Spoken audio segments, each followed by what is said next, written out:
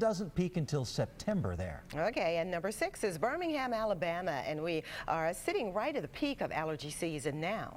Number 7, Dayton, Ohio. 8 is Richmond, Virginia. And number 9 is McAllen, Texas, where tree pollen is at its peak. And rounding out the top 10 is Madison, Wisconsin, a little farther north, where ragweed and hickory trees are the most common allergens. Well, that study was done by the Asthma and Allergy Foundation of America. Okay, and joining us now on the phone from Washington, D.C. is Angel Waldron with the foundation. Now, we've seen your top 10 cities on the list, and of course, the pollen count factored into the top allergy cities. Now, what were some of the other factors you considered, Angel, and why are those important?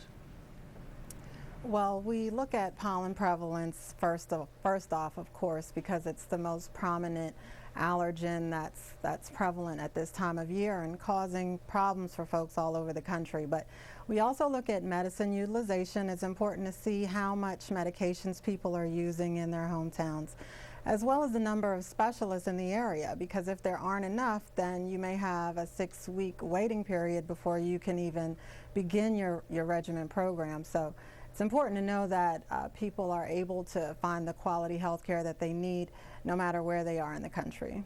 Okay, you talked about a program. What are those of us who are sensitive to allergies, how do we come up with a plan or a program to battle the allergies? Well, the first and most important step is to develop a good management plan with your physician. Get an allergy test so you know what you're allergic to, and then groups like AFA are here to help you manage your disease with tons of tips on what you can do around your home to reduce your exposure to those allergens.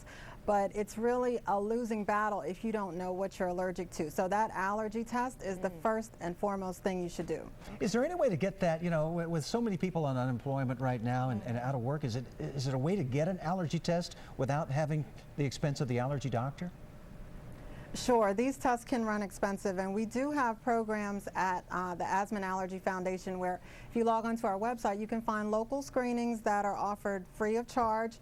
You get a quick thumb prick at these tests, and in a week you'll get your results from your allergy test that tell you exactly what you're allergic to, and then you can know what to avoid when you're enjoying this time of year. Well, Angel, let me ask this now. A lot of the cities on your top 10 list have mild and subtropical climates. Does climate play a part where allergens are the worst? It's a huge part of the problem. We know that climate change and the warmer temperatures enable trees to pollinate for much longer than they did in years past, which make our patients have to suffer for much longer than before. So climate is a huge problem, and the Southeast, as you can see from our top 10, is a haven for pollinating trees. The warm and humid temperatures allow them to pollinate for much longer than in other areas of the country. So from Knoxville to Madison, people are dealing with it right now.